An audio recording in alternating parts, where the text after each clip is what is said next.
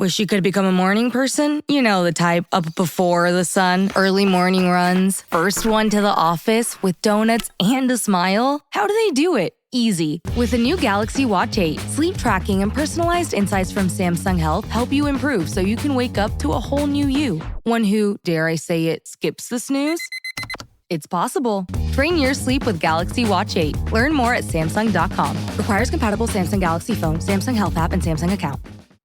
The family that vacations together stays together. At least, that was the plan. Except now, the dastardly desk clerk is saying he can't confirm your connecting rooms. Wait, what? That's right, ma'am. You have rooms 201 and 709. No, we cannot be 5 floors away from our kids. The doors have double locks. They'll be fine. When you want connecting rooms confirmed before you arrive, it matters where you stay. Welcome to Hilton. I see your connecting rooms are already confirmed. Hilton, for the stay.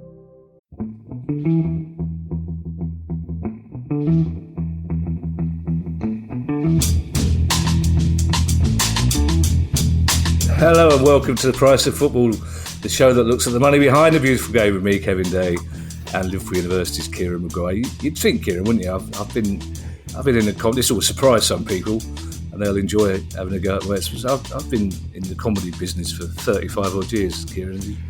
I don't laugh at anybody. I don't. But you're coming up with inventive ways of making me laugh. Kieran just started to show everybody by showing me a massive picture of a jar of Marmite, which is, as he I think you'll find it's Art Deco Andy Warhol interpretation of a jar of Marmite.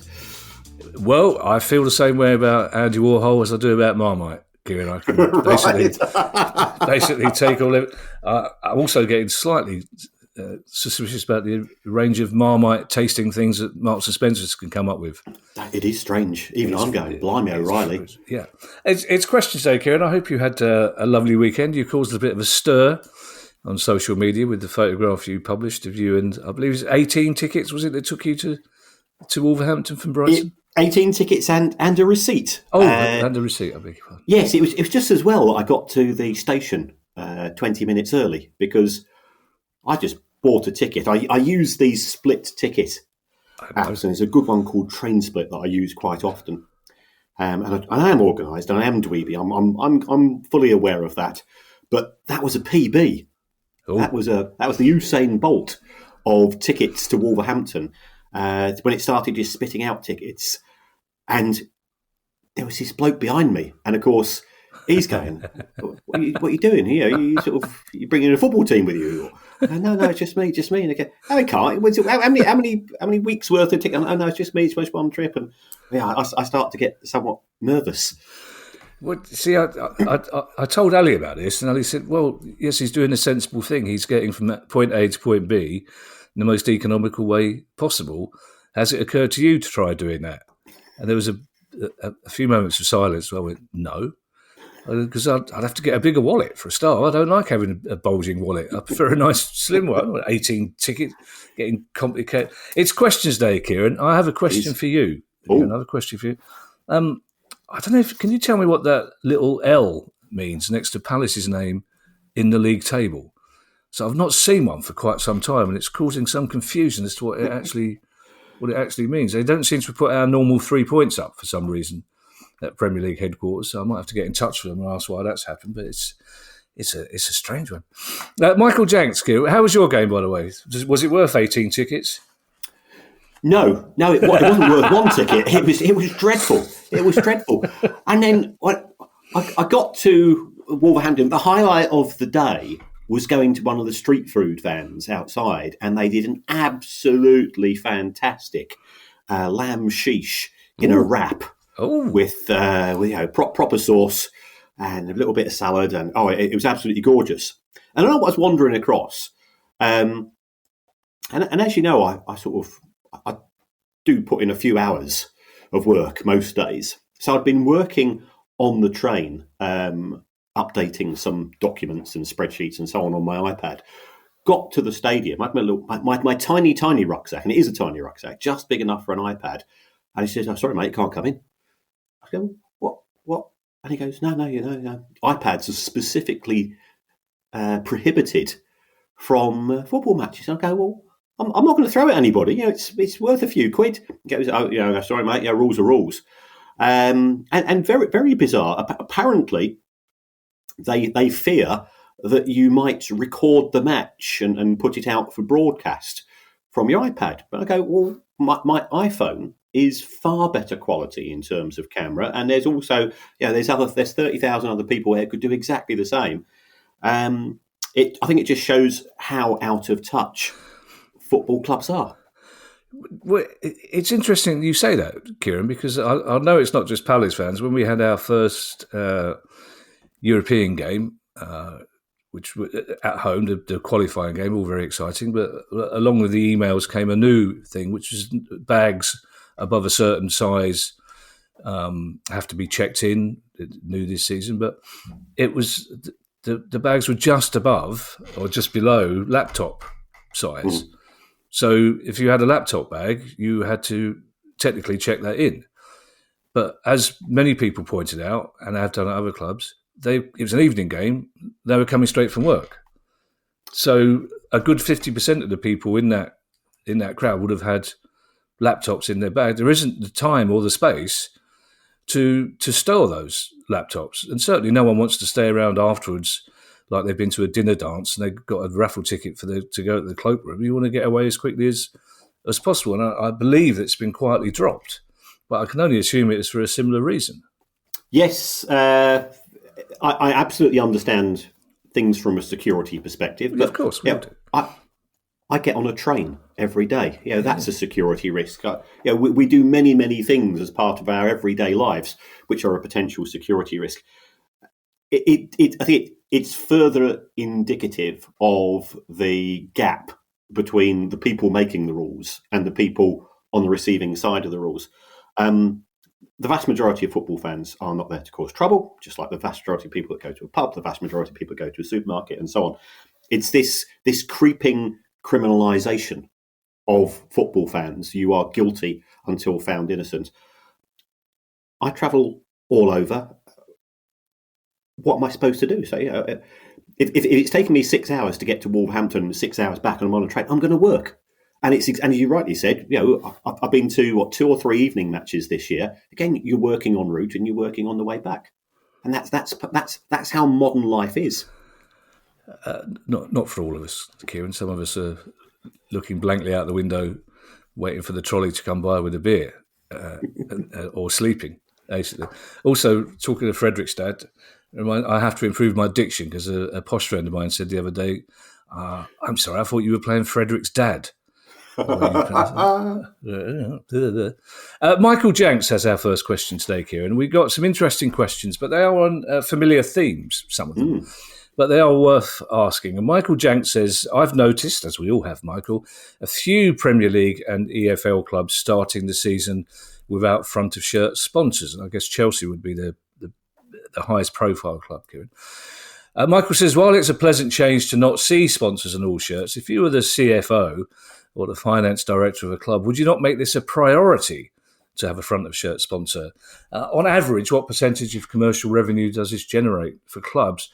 I think for those clubs lower down the pyramid, this would be an important source of income. It certainly does come as some surprise, Kieran. I think it was only the last 3 games of last season that Chelsea ended up with a front-of-shirt sponsor. It does stand out, especially in a Premier League game when you see one without.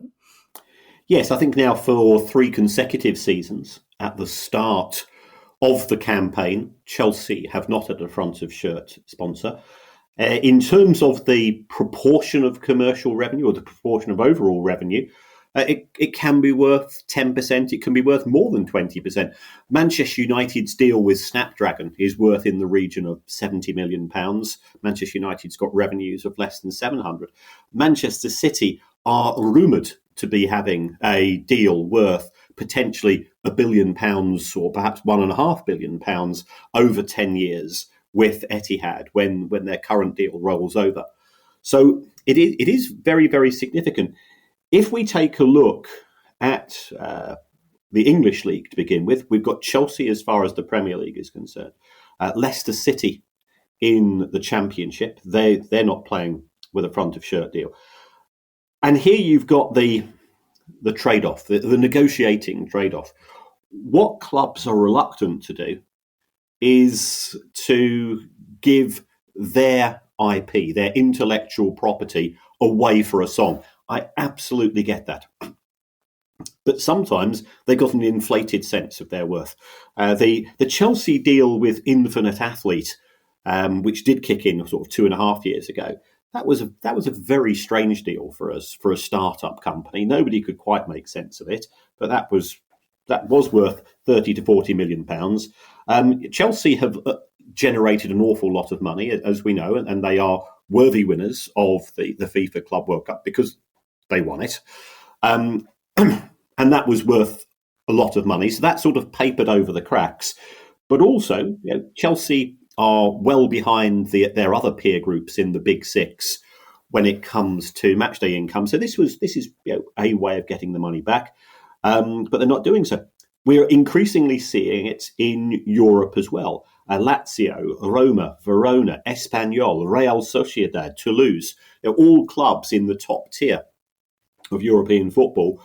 I think it's partly due to the fact that many sponsors are now saying, well, we're not quite sure that we're getting value for money in terms of increased engagement. Are there alternative methods? Also, a few clubs, as we are aware, have had their fingers burned, including Chelsea, when it's coming to partner with crypto stroke modern financial services companies that are, as my dear old Nan would say, all fur coat and no knickers. I.e., they want the advertising. When it comes to paying the second or the third instalment, they've gone away. So it is important, I think, for clubs at all level. Although in the Championship, it could be worth, the lowest ones are probably high tens of thousands. You look at some of the sponsors are very, very local as you drop down the tier. But if that contributes towards one player's wages or one member's of staff wages, then it's deemed to be worth it. We are therefore in this position whereby it's deemed to be a necessity, but demand is not exceeding supply to the extent that it used to, because people are using alternative methods to get attention for their products, and therefore football clubs can't name the checks that they used to be able to when in negotiations, unless you're a global brand. I mean, and this again, where I'm slightly surprised at Chelsea. It's not dissimilar to the position that we're seeing with Spurs as far as the naming rights for their stadium are concerned, whereby Spurs think the value is X and the rest of the world seems to think it's 3/4 X, and nobody's willing to bridge that particular gap. Three things, Kieran. First of all, I tried very hard to sneeze quietly there, but I suspect I made more noise trying to sneeze quietly than I would have done had I just not stopped and said, I'm going to sneeze, Kieran. 5 minutes out, not 5, 10 minutes ago, I got out of a very air-conditioned car, which is not good for my delicate sinuses, which were fine until I got hit in the face with a hockey ball by Roy all those years ago. Just in terms of the sponsorship, Snapdragon can't be getting value for money purely on the basis that I have to ask you to remind me who they are every time we mention front of shirt sponsorships. Well, yeah, it is a very, very lucrative deal from the point of view of Manchester United. But they would argue that they are in a competitive market. Snapdragon are a provider of computer chips. I must confess, when I buy a laptop, it's do I want a black one, or do I want a grey one, or do I want a white one? Not whether it's got an Intel or a AMD or a Snapdragon chip, but the world of IT, I think they like the kudos of sponsoring Manchester United, and that's understandable. Manchester United, as Offshore Gym repeatedly reminds us, are a global brand, and people want to be associated with global brands. Well, working on the basis that Chelsea have just won the Club World Championship, you can't really get more of a global brand than them. So as you indicate, it is a surprise they're not attracting the sort of level of sponsorship that Arsenal, Chelsea, Man City, Liverpool are doing. So does that indicate that they are pricing themselves out of the market in the same way that you say Tottenham are with the stadium name? I think it's certainly a contributory factor. It could also be that Chelsea are seeking a very long-term deal, and I think the best deals will lock in the partners, both partners, and you go forwards. Chelsea have done 1 month deals, sort of half-season deals. I think ideally they'd be looking for something for 5 years. That would give them certainty going forwards. But as yet, nobody's managed to match their aspirations. But like many things, it's a bit like the sale of Sheffield Wednesday, which is a regular topic on our news show. There are people willing to buy. You recall when we did our live show in Rotherham that one of the people there had discussions or represented one of the interested parties.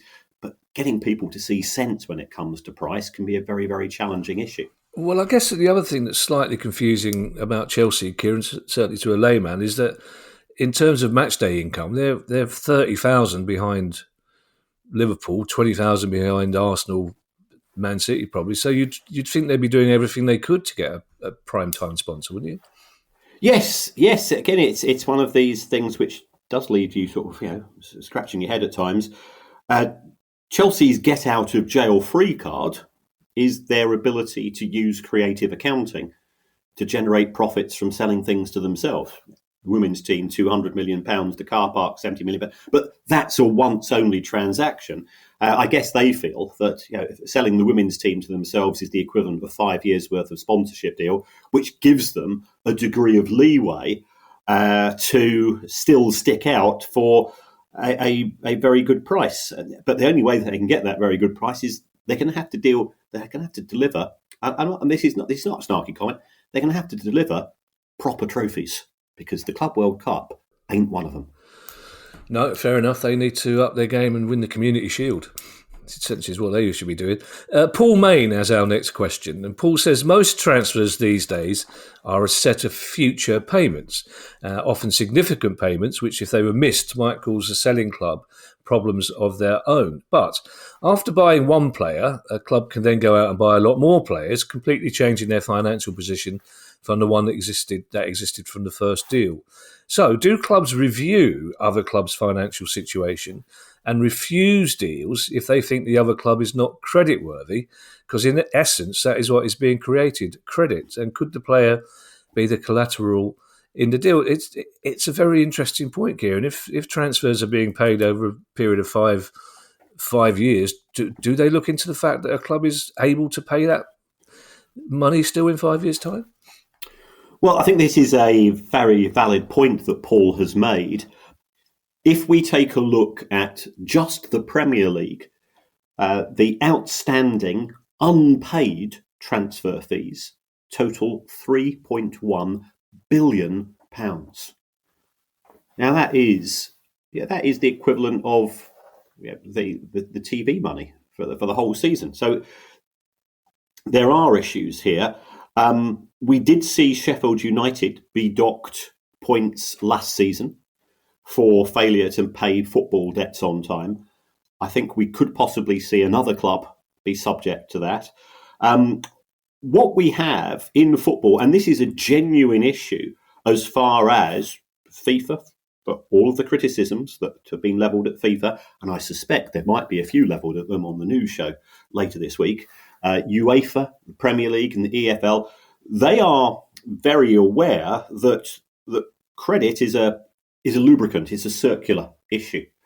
And it's therefore absolutely essential that we do not end up in a position that we almost had as far as the world's proper credit endured in 2007, 2008. And as somebody that works in finance, and many people I suspect will be fully aware of this, we nearly lost it. We nearly lost it totally. There could have been a major contagion, and it did mean that central banks and sensible governments, and there are fewer of those available today than used to be in existence, did come to the rescue. Now, what we have in the world of football is, first of all, very, very significant punishments for football clubs that fail to make football payments or football transfer payments on time. And if one is not made on time, then the club that's lost out is entitled to contact FIFA if it's an international transfer, and FIFA will impose very severe sanctions, or to contact the Premier League or the EFL. And again, what tends to be the case is very, very quickly you'll get a points deduction. People say, well, hold on, that's hurting the fans. No, what it's doing, it's acting as a deterrent about non-payment of outstanding sums. So the EFL and the Premier League, they can't act in the same way as the Bank of England in terms of a lender of last resort. But what they can do is make it very clear to clubs that this is an issue of which they will take a very, very severe approach should the rules be broken. I did an interview about 3 or 4 weeks ago with Dan Rowan of BBC, and just talking about transfer market, the numbers involved. And I just said, as a throwaway line, I've got based on my figures, it's 3.1 billion at the end of 2024. Potentially, we could be heading towards 4 billion. What happens if, for example, Chelsea or Manchester United or Liverpool or one of the big clubs who have bought a lot of players say, we're not paying last year's instalments? The impact that would have, and I think here, sort of going back to Paul's central argument, is that if I'm relying on a £40 million payment from Chelsea because they've signed somebody or they've signed a couple of players and that's the money that's due, the chances are that £40 million I think is coming into me, I'm going to allocate because I've bought some players from other clubs. And similarly, you have those clubs wanting to make payments as well. And there is this ripple effect, and all clubs are joined in this particular market as far as outstanding transfer fees are concerned. And I think Dan covered it, and then he asked the Premier League, and the Premier League got sort of, I wouldn't say they're being shirty, but they were very, very keen to say, oh, no, it's not a problem. It's not a problem. And I wasn't trying to stir things. I was just saying, look, these are the numbers. And it only takes one bank to collapse. It only takes one football club to be unable to pay. And then you do have a genuine risk of contagion. And that's always a function of credit. And that's why you need some form of regulation of credit as we have from sort of a Basel III point of view, going back to how banks operate in a credit environment. And perhaps we need something similar to that in the world of football. But I don't know whether the Premier League was being deliberately blasé, or they might say that it's their position as sort of a football governing body to try to make sure that there's no fear, because fear can be a creative contagion in its own right.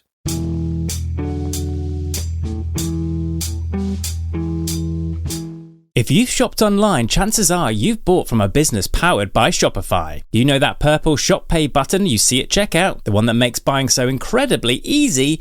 That's Shopify. And there's a reason so many businesses sell with it, because Shopify makes it incredibly easy to start and run your business.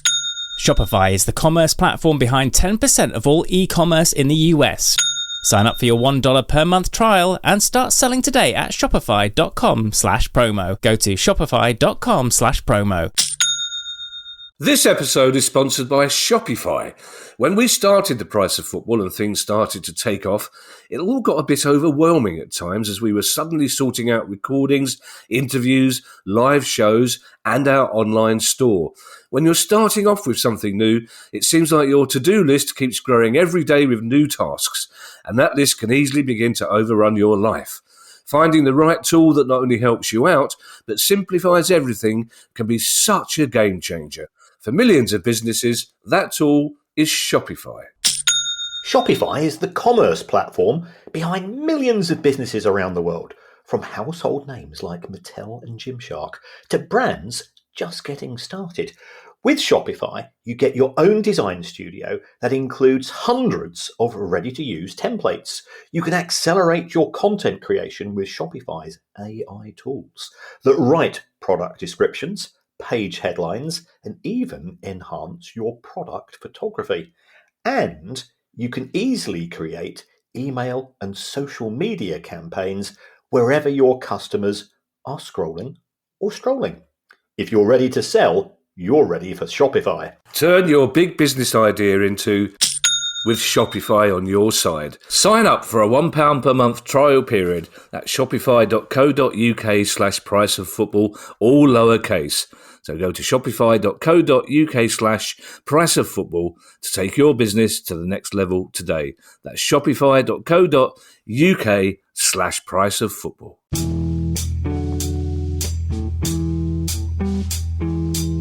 Just so I can get my head around this enormous sum, Kieran, this £3.1 billion, this is owed by Premier League clubs to other Premier League clubs. No, it's owed by Premier League clubs to other clubs. Now, of that, about 1.3 billion is owed to other Premier League clubs. There's a bit owed to clubs in the EFL, but you look at your squad and I look at my squad and go, how many of those players are English qualified? You're signing from whether it's Spain, Italy, Belgium, Africa, South America, Asia, wherever it's going to be. So we are operating in a global market, and so the majority of that money is in fact owed to other clubs from other countries.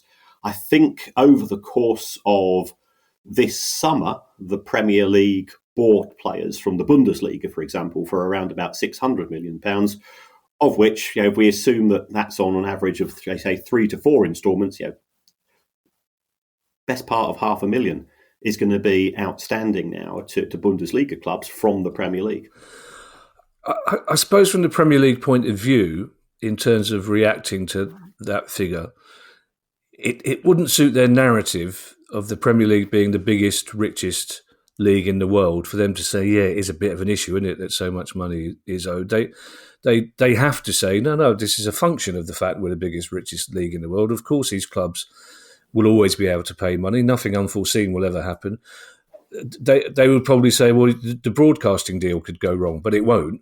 Yeah. So they're never going to publicly admit there's some unease about the fact that these clubs owe so much money to each other. And I have to say, much as we talk about Sheffield Wednesday being in trouble and Morecambe being in trouble, I don't think it ever occurs to me for a moment that there's ever going to be a Premier League club that won't be able to pay. And this is part of the problem, the fact it doesn't occur to me for a moment that a Premier League club will never be in trouble. But I suppose it only takes one who gets a promoted club, for example, who spends way too much money to try and stay up and then doesn't, for them to be able to say, well, sorry, we can't afford these instalments. Absolutely. And again, one of the punishments that the Premier League threatens its own member clubs with is, if you are late with a payment, what we will do is that your next instalment of that TV deal, we're going to keep it and we're going to pay those transfer fees on your behalf. So it is doing the right thing, and I'm genuinely not trying to scaremonger. I'm just looking at the figures and going, being the biggest league is a fantastic achievement of the Premier League, and it does earn a lot of credit for it. But having the biggest credit card in world football isn't necessarily something to boast about at the same time. Yeah, I need to ask you this question because I think people will expect me to answer this question. The independent regulator won't turn a hair about this, will they? The independent regulator won't be saying to clubs, look, as it occurred to you, this is not a good idea. They'll only step in if a club is in serious trouble or looks like they're in serious trouble. Yeah, it's the independent regulator's remit does not involve the financial issues of individual clubs in terms of individual transactions. What the regulator might be able to do is to say to clubs at the start of the season, and I think this is something which is already requested, the regulator is not trying to duplicate work that's already, or to have a replacement for the work that's already undertaken by the Premier League and the EFL. It is allowed to say, however, if you want to have your licence, then you've got to give us a budget for the next 12 months. And if there's going to be a shortfall of money, you've got to advise us how you're going to deal with that shortfall. Now, if I was operating in any other industry, whether it was automotive, whether it was travel, whether it was hospitality, whether it was manufacturing, retail, I would be doing that as a matter of course. Because any financial officer who doesn't look short term, medium term, long term, frankly, isn't doing their job. And this is where I get slightly confused when those people that are opposed to the regulator, and I would reiterate, I don't want a regulator. I think we need a regulator, and the two things are very different. Those people say, oh, you're creating lots of work. Well, if by creating work it increases the financial common sense and the sustainability of football clubs in this country, then that's a price worth paying. Graham Roy has our next question, Kieran. It is a well-travelled path. It's probably because Graham's been on the waiting list for quite some time. But I'm happy to I'm happy to discuss it again, if only to try and get these concepts into my head. And Graham says, from what I understand, the FFP rules were brought in to try and level the financial field. Open brackets, pause for laughs, exclamation mark, close brackets, full stop. Excellent punctuation, Graham. Well done. In reality, it seems to me they are more to maintain the current monopoly and keep the rich clubs at the top in the Champions League. Clubs like Chelsea, while not breaking the rules, have shown the current system is a joke and doesn't work. Is it time for a revamp? And rather than try to control what clubs can spend, should the focus should be put on squad sizes? I've always had an issue with brackets and exclamation marks, because I wasn't taught English grammar at school. We had a bit of a sort of a free love English teacher, and it was just be creative. Don't worry about. Yeah. But yeah, looking at Graham's, that intuitively looks right to me. Well, it is right, because it kind of, to me, it looks wrong, because you've got two.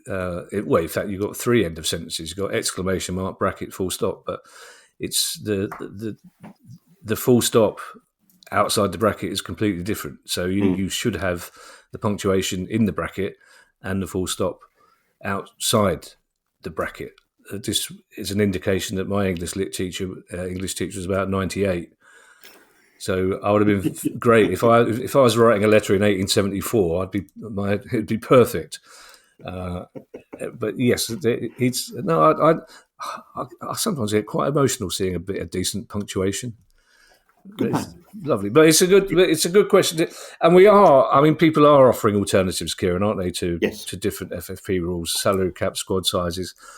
So what would Garen's point on squad sizes? What are you looking at there? Just smaller squads. Yeah, let's just go back to Graham's very first sentence. He says, "From what I understand, the FFP rules were brought in to try and level the financial field." That is incorrect. If you actually take a look at the documentation published by UEFA itself, it says specifically a level playing field is not an objective of these rules. Oh, okay. I think the problem that is being created is that when the rules were introduced, they were described as financial fair play. Now, to most people, fair play means some form of equalisation of opportunity. Yeah. But UEFA said, actually, our objective is to reduce debt, and UEFA publishes their annual club financial landscape report, and it is fantastic. From my point of view, it's absolute nerd heaven. The only thing that tends to irritate me is it's slightly too self-congratulatory, because it constantly makes references to the fact that debt is down, and then its measures of profit. I'm going, well, your measures of profit and my measures of profit aren't necessary. Yeah, we can always, Photoshop ourselves to make ourselves look perhaps a wee bit better than is actually the case. But the objective is to reduce debt. What are we therefore seeing? We're seeing lots of debt from owners now being treated as equity from owners, but it's still money put in by the owners. So I'm always slightly sceptical about what it's saying. But what we do have is a set of rules, and here making reference again to the Premier League, which constantly talks about unforeseen consequences. The unforeseen consequences, or the unintended consequences of the cost control rules, is that it locks in and indeed amplifies existing gaps between clubs. And therefore, the danger of having a big six in perpetuity as a result of these rules is a genuine risk. and those clubs who want to be the next Roman Abramovich, the next Sheikh Mansour, in terms of the financial contribution that can be given by the owners, they're not able to do so because of these rules. And it just so happens that Chelsea and Paris Saint-Germain and Manchester City, they were on the right side of history. So I have had a lot of understanding and a lot of sympathy for Paul's position. Could the position of having a squad limit be beneficial?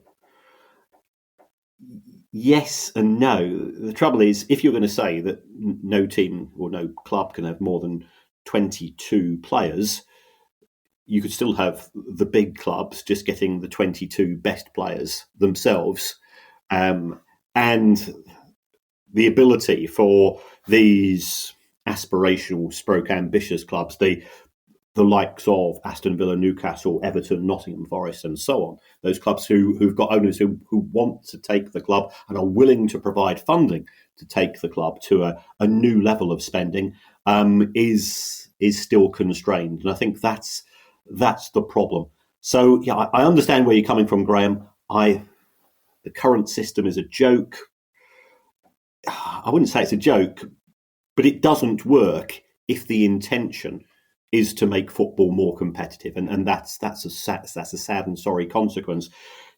I think we are fortunate that we've got clubs who have enough money from the current system to allow them to be disruptors. And I think, as much as it pains me to say, you've got to give Crystal Palace an awful lot of credit for what they've done over the course of, especially the last 12 months. And then you would say, well, Bournemouth, Brighton, Burnley, these clubs, Brentford as well. These clubs that have managed to outperform have done very well, but ultimately it's still a case of stay in your lane, because we're talking about a great achievement is finishing 6th or 7th in the Premier League. Well, you and we're old enough to remember a great achievement was Derby County winning the old First Division, Nottingham Forest winning the old First Division, Leeds United, Blackburn Rovers. All of these clubs had fantastic achievements, and it was based on having a greater degree of consistency in terms of the financial differences between clubs. Our next question, Kieran, comes from John Hatfield, and I suspect this may have been on the waiting list for quite some time, because he describes himself as a long-suffering Leeds United fan. When they're doing all right this season. I watched them on Saturday. I was very impressed with them until I lost interest in football completely on Sunday. Dead to me now. I've taken up another sport. John Hatfield said, as a long-suffering Leeds United fan, the subject of release clauses in contracts, tell me about them, seem to be the subject of most of our transfer outgoings after we were relegated from the Premier League last time. As the contract between player and club is supposed to be a private matter, how are other clubs aware of the details of such a clause, particularly the amount needed to pay for it? Isn't this a classic case of tapping up if another club is talking to another club's player to find out such information? We've also had players leaving on loans, as other clubs seem to be aware of a loan clause, which means they can loan a player rather than purchase him outright. For example, Jack Harrison at Everton. I suppose, Kieran, the sensible answer would be there's no point having a release clause if no one knows what the release clause is there? Well, tell that to Morgan Gibbs-White and Nottingham Forest. Yes, fair point. Because he did have a release clause. It just so happened that it appeared to have come into the sphere of Spurs, who were therefore able to trigger it, and Forest fought back ferociously. Yeah. I did contact one of our secret agents about this, and he says, "Okay, Kieran, let's stop living in your ivory towered world of academia. Yeah, let's go into the real world. Players want to play at the highest level. Players want to play, therefore, at the Champions League. They want to play in the Premier League. So, if a club such as Leeds United is relegated, they will have had 4 or 5 players who probably had proven themselves the previous season that they were Premier League standard. And they might have not joined Leeds United had it not been for the fact that there were release clauses embedded in their contracts. The job of the agent is to look after the interests of his or her client. And that's what they will do. Now, they won't necessarily put it out there because that probably would be a step too far. But certainly from talking to some of the agents, the way that transfers appear to work is that before, and this applies in some markets and not others. You talk to some players and they say, well, I wasn't even aware that I was up for sale, but the manager called me in and told me I was moving. But there are also scenarios whereby Club X is interested in player Y. And before they put in a bid for the player, they'll find out who the agent is. That's pretty easy to do. And then what they will do is they'll say to the agent, if we were to put in the bid for your client, would he or she be interested in coming to our club? And the agent might say, I'll have a conversation with my client. And they'll come back and it could be, he's perfectly happy where he is, no. Or it could be, it's not unhappy, but it's a bit like that analogy I always give in terms of how much is a football club worth. If I'm perfectly happy. I love where I teach. If somebody comes in and offers me 5 times as much salary for doing exactly the same job, I'm probably going to take that offer. So finance is one thing. It does irritate me when I see these references to greedy players because I don't know many people who would turn down a multiple of their current salary or an extra, 50 or 60% or whatever it's going to be. We all have finances as part of our lives. And then on the basis of that club which was interested in buying says, right, we'll now put in a formal bid. Because it's pointless putting in a bid for a player. If the player says, well, actually, I'm perfectly happy where I am. The family's settled here. I like where I live. I've got a good relationship with the fan base. I've got a good relationship with the people at the club. I'm a supporter of the club. And that can sometimes be the case. I don't really want the disruption of a move. So I'm not saying players are tapped up, but I work in the world of finance. I have been headhunted on occasions before I've moved jobs, even though I thought I wasn't actually looking to move job. And if that happens to me, and that happens to people in your industry, in the world of entertainment, we see people moving from broadcaster to broadcaster or newspaper to newspaper or whatever it may be, then why should it be any different in the world of football? The whole world, Kieran, seemed to know Eberiche Eze's release clause. TalkSport were banding it about. BBC seemed to know how much it was. They all seemed to know how much Gahey's release clause was, if whatever.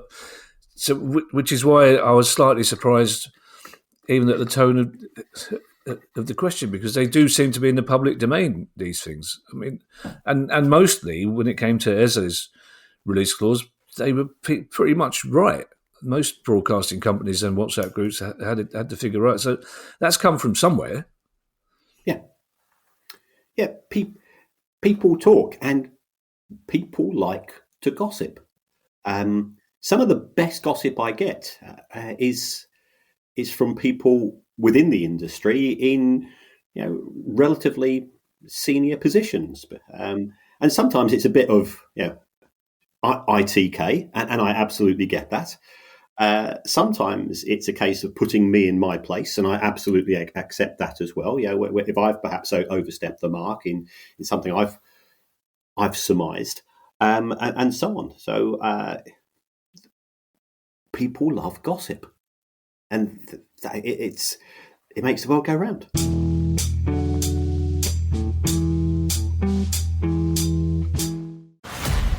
Tonight on NBC, Jimmy Fallon and Bozoma St. John host the incredible new competition show. I hired 10 creatives from all walks of life. They will be battling it out to see who can impress the world's biggest brands. This is a huge opportunity. This is the battle for the next big idea. This is not play. We're spending millions of dollars. I'm so excited to embark on this adventure with all of you. May the best idea win! On Brand with Jimmy Fallon, tonight on NBC. Hey, business owners, we know you know the importance of maximizing every dollar. With the Delta Sky Miles Reserve Business American Express card, you can make your expenses work just as hard as you. From afternoon coffee runs to stocking office supplies and even team dinners, you can earn miles on all your business expenses. Plus, you can earn 125,000 bonus miles for a limited time through October 29th. The Delta Sky Miles Reserve Business Card. If you travel, you know. Minimum spending requirements and terms apply. Offer ends October 29th, 2025.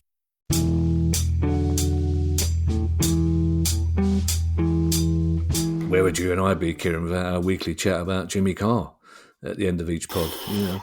Our last question, Kieran, comes from Barry Michael. I hope it's pronounced like that, Barry. It's spelled Meikle. But Barry Michael says, my question relates to UEFA club competition prize money. You interest me, Barry. Let's carry on with this. I believe, says Barry, that for a win in a group stage of a UEFA club competition, wow, this has been on the waiting list for a while, isn't it, this one? It's still a group stage, isn't it, in the Swiss model? It is. Yeah, it is. For a win in a group stage of a UEFA club competition, the club will earn prize money, with the losers of the match getting nothing. However, if a match is drawn, 1/3 of the prize money goes to each team. For example, €500,000 went to the winner of a 24-25 Conference League group match, with 166,666 going to both teams in the event of a draw. My question is, what happens to the other third? Yeah, very, very valid question. Yeah. And the numbers involved here are very significant, because if it's a Champions League match, it's €2.1 million for a win. But if it's a draw, both clubs get 700,000. I think, however, Barry, that if it's in the Europa Conference, it's €400,000 for a win. So Palace would have picked up €400,000 last week. But you're absolutely right. It does seem that there's sort of a financial twilight zone in the case of a draw. But I can advise you that this is what happens. In the Swiss model, and also in the group stages, what you do is that you take all of the drawn matches, and what UEFA have done in a very subtle way, because I'm not necessarily sure this is being communicated to players, and it's certainly something which the media haven't picked up, is that those 133,000 or those €700,000 for every draw in the Champions League, those are all added up. And then they are split, they are divided between all of the clubs that have had victories in that competition. So let's say in the Europa Conference that you've got 20 draws. So that's going to be 20 times €133,000. That's about €27 million. And then you say, well, there's been 80 victories in total. So you've got 27 million split between 80 victories. That works out, that's what, about 30%. So we're going to give people an extra so much per victory. And Palace have got 4 victories or 6 victories. It's going to be 6 times that number. So that is what happens. So it actually adds to the financial benefit. And in theory, what will happen is that you can be going into those final matches in the Swiss model, and you say, well, the club would say to the Palace players, not only are we getting €400,000 if you win, but we think we could get an extra €100,000 based on the number of draws. So the aim is to disincentivise the benefits of having a draw within the group matches. From a financial point of view, now from a footballing point of view, it's completely different. I was going to say it's completely different, because if the idea was to encourage two teams who are 1-1 with 10 minutes to go for a win, I would kind of understand that, but it's clearly not, is it? Because both of those teams will probably go, if they're at the lower end of the economic scale, they'd probably both go, I'll tell you what, this draw is going to do us an extra €20,000 come the end of the season. Yeah, it's an interesting one. Thank you to everyone who's joined the Price of Football Club. If you'd like to join the club too and get every episode a day earlier than everyone else, ad-free listening, an invite to our monthly Q&A sessions, bonus episodes and more, and possibly Sneeze 3, who knows, if you pay that extra money, then go to our website, priceoffootball.com. If you have a question you'd like answered on the show, email us at questions@priceoffootball.com. Don't forget you can follow us on Twitter, you can find us on YouTube. If you'd like to buy one of our books, or even a Price of Football t-shirt, you can find all the details on our website, priceoffootball.com. We'll be back on Thursday with our regular news pod, which will include FIFA. I can't wait. In the meantime, I shall hand you over to Mr. Kieran Maguire for his customary farewell. Well, thank you to everybody. Thank you for everybody that looked after me at Wolverhampton yesterday. They were it's always one of my favourite places to visit as an away fan. The fans are suitably lugubrious, I think, is the way I describe them. I was talking to one of their guys before the match yesterday, and he'd written off the season already, which is what you should not be doing in October. But he seemed pretty convinced about it. But it does show that we've got an awful lot in common as far as football fans are concerned. There's another way that you can support the show, and that is to give us a review. It's to just scribble down a few words, spend a few seconds, and if you do that, it's going to help us in the charts. It doesn't matter what you say. So you could even say you would rather have the show presented by Eddie Waring and Jimmy Carr, producer guy. Are we able to organise cash payments for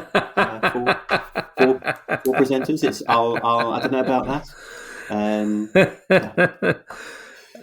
just Eddie Waring's accent just makes me chuckle.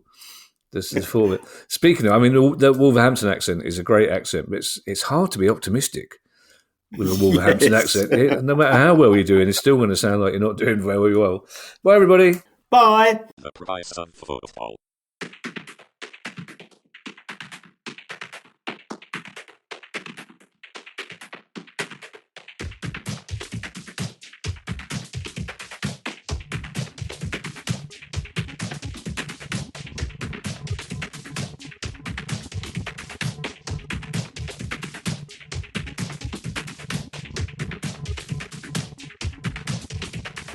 The Price of Football.